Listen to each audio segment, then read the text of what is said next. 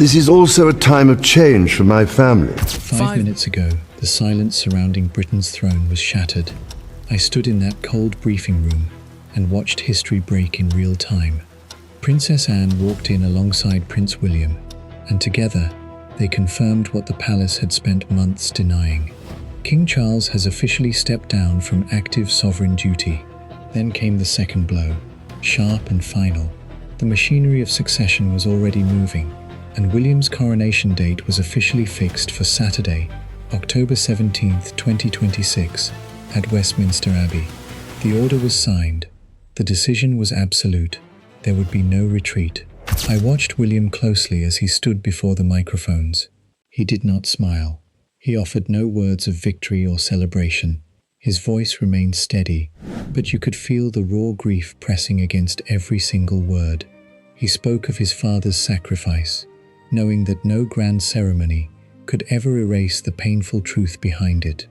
Before we go deeper into the hidden motives behind this sudden handover, hit that subscribe button and join our community right here as this story unfolds. Anne held the room with icy discipline, but the strain beneath her calm demeanor was impossible to hide. She praised her brother's decades of service, yet her voice tightened when describing the crushing weight he had carried. Loyalty pulled her backward to her brother. Duty forced her forward toward his son. Where was Charles? Where was Camilla? Their total absence carried a chilling warning. This was no routine family update. It was a constitutional transfer of power, executed with military precision. The deepest shock came when officials confirmed that these preparations did not start this morning. Weeks earlier, senior advisors, the Archbishop of Canterbury, and the leadership at Westminster Abbey received sealed transition orders. Someone high inside the royal circle had quietly engineered this timeline so it could never be challenged, postponed, or reversed. Hi viewers, do you think King Charles made the right choice by stepping down now, or should he have stayed on the throne despite his struggles? Drop a quick yes or no in the comments below right now. Behind the polished public statements were 4 human beings facing 4 distinct, irreversible losses. Charles was surrendering the power he waited an entire lifetime to inherit. William was accepting a crown far sooner than he was emotionally ready for. Anne was becoming the unyielding force between 2 generations of kings, and Catherine was watching her husband step into a destiny that would reshape every single corner of their family. Earlier that morning, I learned Charles sat alone inside his private study with the final transition paper before him. He read every line slowly, staring at the words confirming the end of his active reign. When he reached the signature line, he signed his name, turned the paper face down, and fell completely silent. He knew exactly what he was surrendering. William carried a far darker burden. He had trained his whole life to be king, but he always believed his father would stand as a shield between him and the throne for years to come. Now, that shield was gone. Just moments before walking out to the press, William stood in the hallway, compulsively adjusting his cuff, over and over again. Catherine reached out and gently placed her hand over his, stopping the movement. She told him he did not have to pretend this felt like a victory. William looked at her and admitted what he had hidden from everyone else. He was terrified. Camilla felt the shock in a completely different way. She had envisioned completing Charles's reign beside him, sharing the stage and the power. His sudden withdrawal stripped away her public place and threatened the influence she had spent decades building. The cold distance between them had already begun. As the briefing ended, William turned his head toward an empty gilded chair sitting in the corner. That seat was reserved for King Charles. He was supposed to be there. He was supposed to stand beside his son. But something catastrophic happened behind closed doors just hours earlier. A private crisis so unsettling that it forced the sovereign to hide away, leaving behind a chilling mystery that was about to break the palace wide open. To understand why Britain's throne now stands empty, you have to look back 3 weeks into the shadows. 3 weeks before the flashing cameras. 3 weeks before that cold briefing room shattered the public's fragile illusion of royal stability. The true collapse did not begin with an official announcement. It began inside a small private sitting room at Windsor Castle during what was supposed to be a routine investiture ceremony. Only 5 people were in that room: William, Catherine, Camilla, Princess Anne, and the King. The atmosphere was suffocating. The palace desperately needed to project strength. Whispers regarding the King's declining stamina had been circulating through government hallways for months, and this small gathering was designed to extinguish the rumors. It was meant to prove that Charles could still carry the heavy burden of sovereign duty. Instead, it became the exact moment the monarchy fractured beyond repair. Charles stood near the center of the room, holding a heavy silver honors insignia. He began the ceremony with practiced poise. His voice echoed off the oak panels, steady and formal. He raised the medal to present it to a long-serving household official. Then, without warning, the monarch stopped speaking. The words vanished from his lips. He lost his place in the central declaration, repeated the opening phrase, and fell completely silent. The silver medal began to tremble in his hand. The king's eyes fixed on the patterned carpet, staring blankly, as if the room had suddenly become entirely unfamiliar. 1 minute passed. Total silence. 2 minutes passed. Nobody dared to move. Catherine held her breath, her jaw tightening in quiet distress. Camilla shifted forward, panic flickering across her face. William remained frozen where he stood, caught in a brutal psychological dilemma. If he stepped forward to take the medal, he would publicly expose his father's profound weakness in front of outside witnesses. If he stood still, the agonizing silence would crush the king's remaining dignity. 3 full minutes elapsed, 3 minutes that felt like an eternity. Then came the chilling turn. Charles turned his head slowly toward his eldest son. The vulnerability in his posture suddenly hardened into sharp, desperate authority. He lowered the insignia. "You must finish this," he whispered. The request was quiet, but it hit the room like a physical blow. William hesitated. He shook his head slightly, trying to give his father time to recover. But Charles repeated the order, his voice breaking with a sudden flash of anger born from deep humiliation. Camilla moved to rush to her husband's side, but Princess Anne raised a single hand and stopped her in her tracks. Why did Anne intervene so abruptly? Was it cruel? No. It was an act of profound mercy.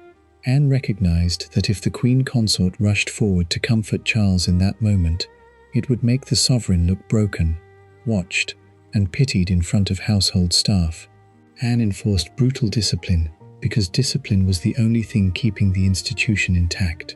Catherine quietly drew the witnesses' attention away, while William stepped forward, took the medal from his father's trembling hand, and finished the declaration himself. The ceremony concluded, but the crisis exploded. An hour later, Charles summoned Princess Anne into the private royal archives at Windsor Castle. No advisors were permitted inside, no press secretaries stood at the door, just a brother and sister surrounded by centuries of written royal history. Charles looked at Anne and made a harrowing confession, later documented in a secret family account placed directly into the royal archive. He admitted that his freeze was not simple fatigue, it was something far more definitive. He no longer trusted himself to guarantee the steadiness required of a monarch. Consider the psychological weight of that moment. A man who spent over 7 decades waiting to inherit the throne, admitting in private that he could no longer hold it. He told Anne that if he continued ruling while doubting his own capacity, a public failure on the world stage would damage the crown far more than stepping down ever could. He would not allow pride to destroy the legacy he had sworn to uphold. He gave Anne a direct, binding directive. "Prepare the transition," he said. He commanded her to manage the legal machinery, consult constitutional experts, and coordinate with Westminster Abbey. But he imposed one strict condition. William had to hear the decision directly from him, father to son, face to face, without a single courtier shaping the narrative. Anne moved with cold, strategic efficiency. While the public believed Charles was resting at Highgrove, Anne was laying the groundwork for a rapid succession. She restricted knowledge of the plan, locked down official channels, and ensured that no ambitious household faction could delay the transfer of power. Days later, the confrontation took place inside a small sitting room at Clarence House. Charles sat alone behind a dark mahogany desk. The prepared transition papers lay before him. When William entered, Charles didn't read from a script.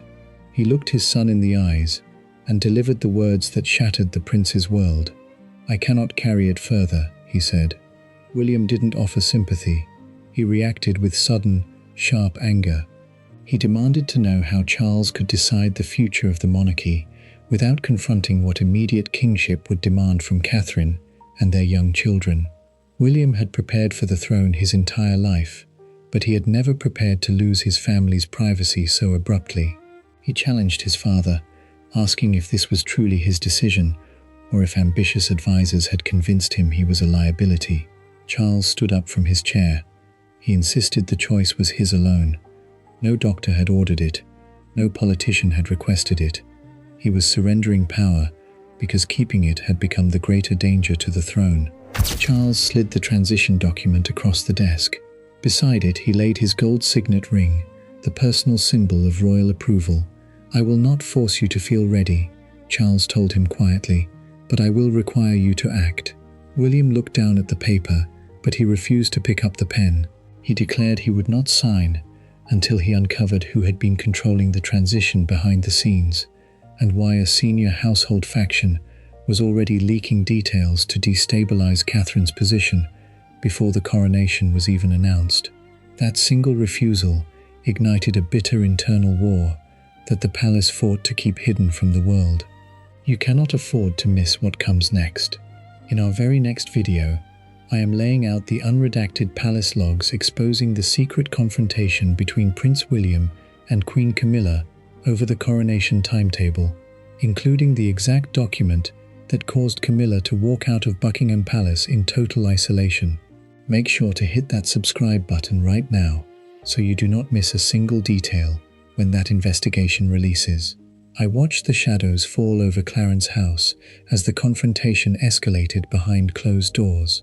The mahogany desk was littered with legal briefings, but only one document truly mattered: the transition order. Beside it lay King Charles's personal gold signet ring, its crest gleaming under the warm lamplight. William refused to touch it. The room was silent. I could hear the faint ticking of a clock on the mantelpiece, measuring the seconds of a dying reign. William leaned over the desk, his knuckles white against the dark wood. He did not look like an heir preparing to take power. He looked like a son betrayed by the very system he had sworn to serve. "Did you let them push you into this?" His voice was sharp. It held no reverence for royalty. He was asking the question that had tormented him since the incident at Windsor Castle. Had his father genuinely chosen to surrender the throne, or had a cabal of high-ranking palace courtiers convinced him that he had become an embarrassment? Charles did not flinch. The king stood up slowly, clutching the edge of his chair for support. His voice trembled with quiet anger. He looked at his son and declared that no advisor had forced his hand. No doctor had signed an ultimatum. No politician had whispered in his ear. He was stepping down because he loved the monarchy too much to see it falter in his hands. "If I stay, I destroy what I spent my life protecting," Charles said. That was the chilling truth. Charles knew his own limitations better than anyone else. He had seen the subtle signs of decline, the moments where memory slipped, the exhaustion that pulled at his shoulders after every public engagement. He was surrendering power to save the crown from his own failing strength. Yet William remained unmoved. The anger in his eyes was not driven by ambition. It was driven by sheer terror. He knew what this handover meant for his own life. The buffer was gone. The wall between his young family and the relentless glare of sovereign duty was about to collapse. While father and son faced off inside the study, another battle was breaking out down the corridor. Queen Camilla sat in her private drawing room, holding a single sheet of paper. It was a revised state schedule, drafted by the transition team. As she read through the lines, her face turned pale, red lines striking through her name. Every joint appearance scheduled for the coming months had been altered. Where her name once stood alongside the king's, There was now only blank space, or the title of Prince William. The transition was not merely transferring sovereign duties. It was dismantling the public partnership she had spent over 20 years constructing. She had stood beside Charles through decades of public hostility. She had endured the tabloids, the quiet rejections, and the relentless pressure. She had earned her standing. Now, in a matter of hours, an administrative pen had stripped her of her role without a single word of consultation. Camilla rose from her chair and marched down the hallway to find Princess Anne. The encounter was brutal. I managed to review the private security logs from that wing of the palace.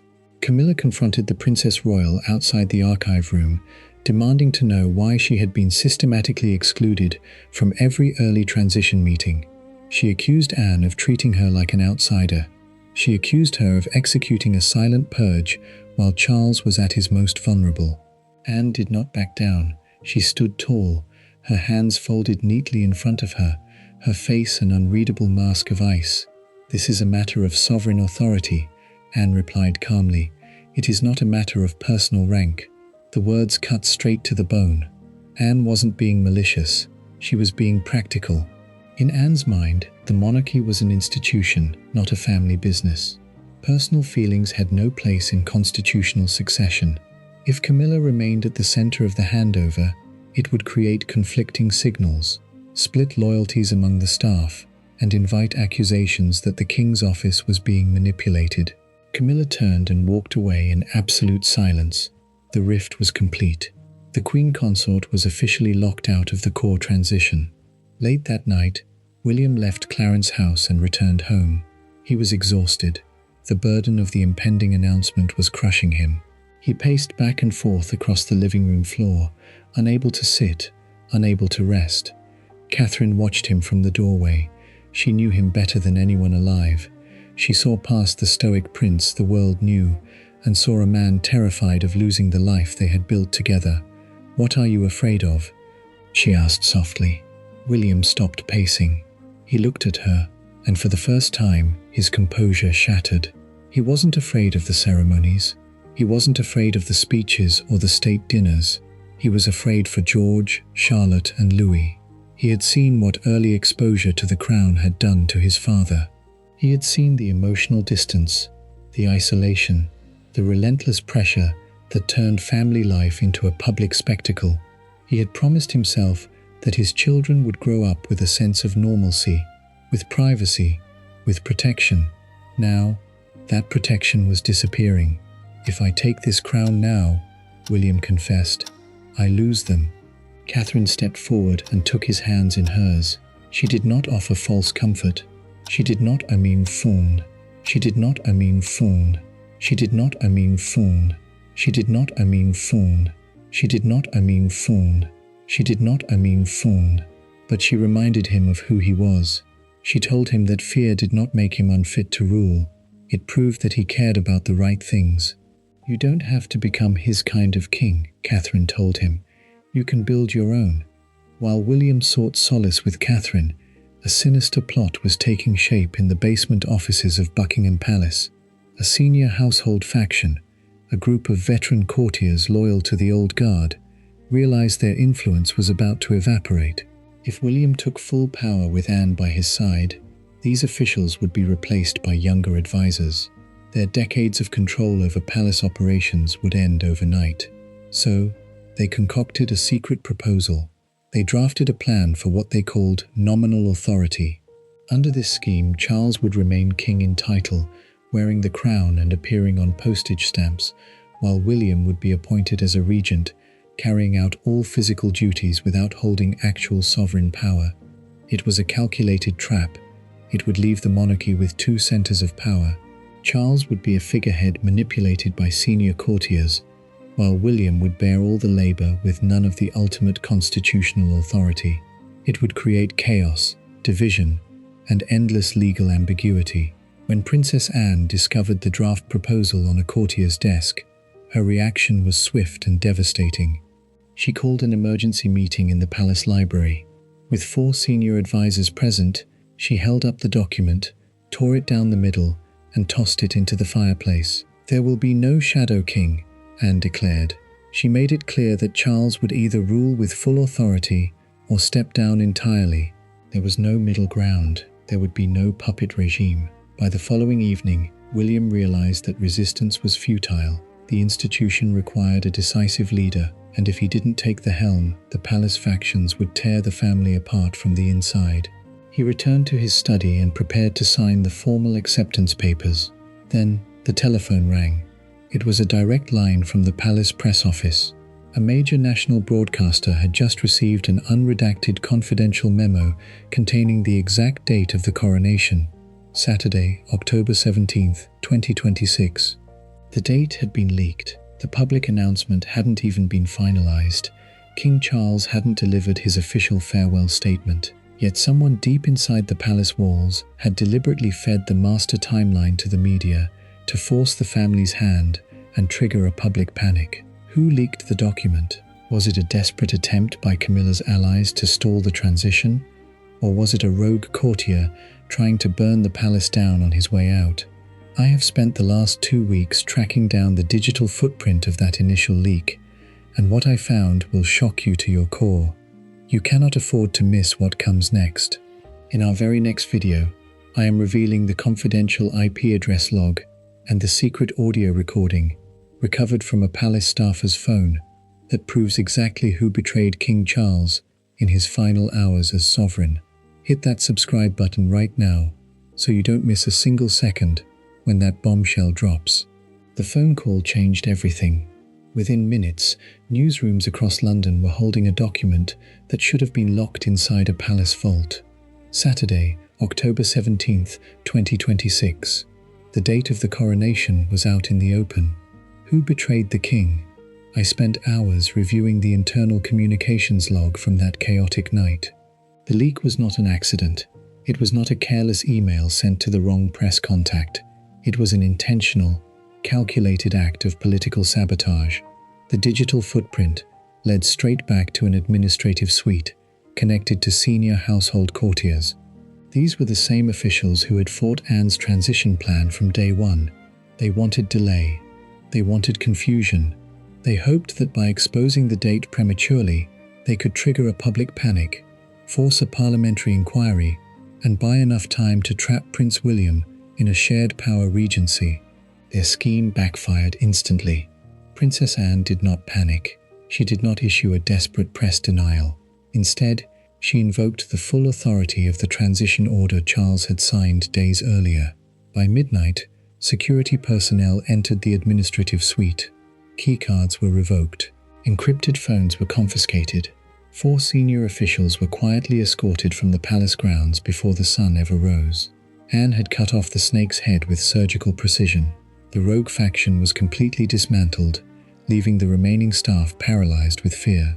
There was no longer any room for rebellion. The deadline stood. The date was unchangeable. With the traitors cleared from the halls, only one barrier remained: father and son. It was 2 in the morning when William walked back into his father's private study at Clarence House. The air inside the room was heavy with cold silence. No secretaries waited outside the door. No constitutional experts stood by with legal briefings. Just 2 men sitting across from each other in the dim light of a single desk lamp. Charles looked up from his chair. He looked decades older than he had 3 weeks ago. The strain of the secret investiture failure, the quiet surrender of his life's ambition, and the betrayal by his own courtiers had drained the color from his face. "I am not afraid of losing the crown," Charles said softly. William stayed silent. "What frightens me," the king continued, "is the thought that you will carry it with hatred in your heart." The words hung in the room like smoke. William lowered his head. The anger that had fueled his initial resistance suddenly gave way to something far more painful: honesty.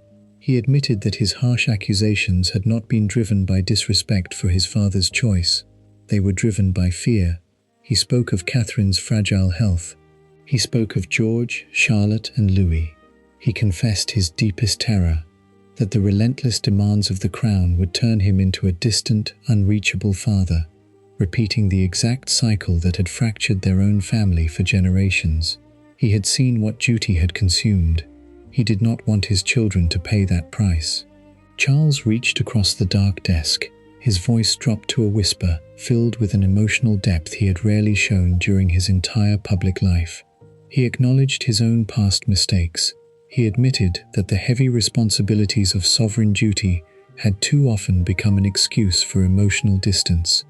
"Do not make my mistakes," Charles told him. "Serve the nation, but protect your home. A sovereign can lead a country without becoming a stranger to his own flesh and blood." Then Charles opened his right hand.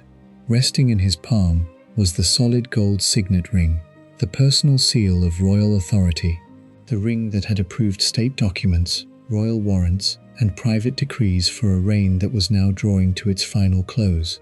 He did not force it onto William's hand. Instead, he closed his son's fingers around the heavy metal.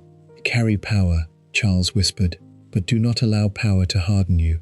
William looked down at his closed fist. He felt the cool weight of the ring against his skin. The silence in the study deepened. Slowly, William picked up the pen resting on the blotter. It was his father's pen. He brought the transition papers toward him, paused for a fraction of a second, and pressed the tip to the parchment. With 3 sharp strokes, Prince William signed his formal acceptance. The transition was legally complete. The crown had effectively passed. Outside the high iron gates of Buckingham Palace, police officers moved in dark coats, installing heavy metal barriers along the pavement. Thousands of people were beginning to gather in the quiet darkness, drawn by rumors that something seismic was occurring behind the palace walls.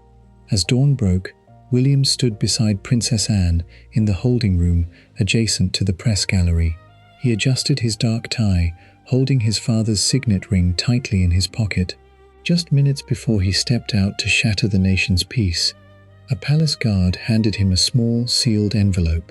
It had been left at the front gate by an anonymous messenger, addressed specifically to the future king. "You cannot afford to miss what comes next." In our very next video, I am breaking down the unredacted contents of that mysterious letter, the heartbreaking public reaction that silenced London, and the secret 3-word promise William made to Catherine inside Westminster Abbey that will define the future of the British monarchy forever. Hit that subscribe button right now so you don't miss a single second when that final chapter releases. The broadcast hit the airwaves at 8 o'clock sharp. Across every major network, screens flickered to life as news banners flashed in bold red lettering. King Charles steps down. Prince William to be crowned October 17th. In an instant, the silence surrounding Britain's throne vanished. I stood among the gathering crowd outside Buckingham Palace as the confirmation played again and again across screens. People froze. Conversations stopped mid-sentence. Drivers pulled their cars to the curb just to listen to the radio. An era was ending in real time. Was it a sudden defeat? No. It was a calculated act of sacrifice wrapped in royal protocol. As shock settled into cold acceptance, thousands moved silently toward the high royal gates. They came without noise. No chants, no shouting, just a heavy, atmospheric hush hanging over the marble courtyard. Then came a small human moment that quieted even the news cameras. A young boy squeezed through the front line of the crowd, reaching between the iron railings to place 2 handwritten cards against the stone base. One card read, "Thank you, King Charles." The other read, "Be brave, King William." Cameras captured the 2 paper cards touching at their corners in the light wind as the crowd fell completely still. Gratitude and uncertainty resting in the exact same physical space.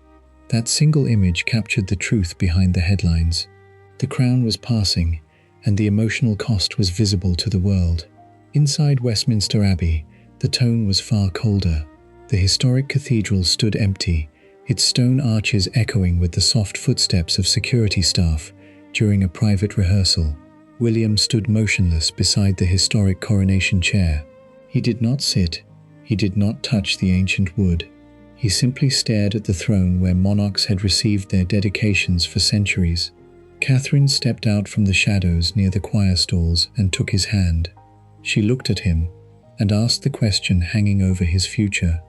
"Are you ready?" William looked back at her, his voice barely above a whisper. "Duty requires it." 3 short words.